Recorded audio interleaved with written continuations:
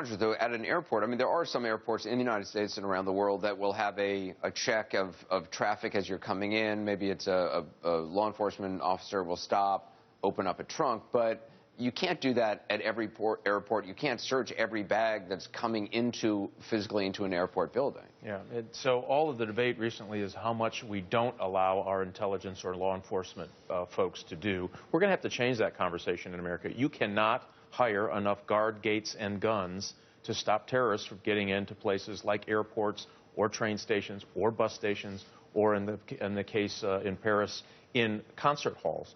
If you're going to be effective, you have to stop them early in the spectrum that they're in their planning phase. So there's always a conspiracy in these things. There's, in the case of Paris, I think they're up to 30 different people.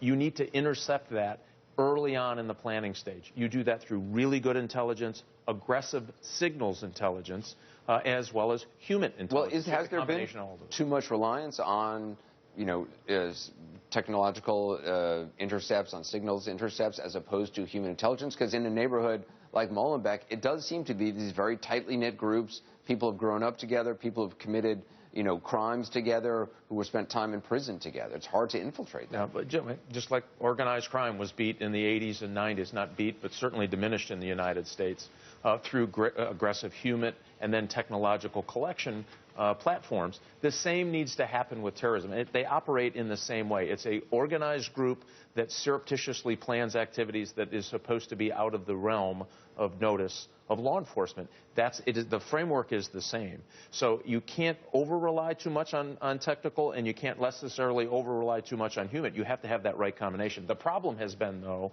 that with encryption, new commercial encryption technology, been able to operate under that radar.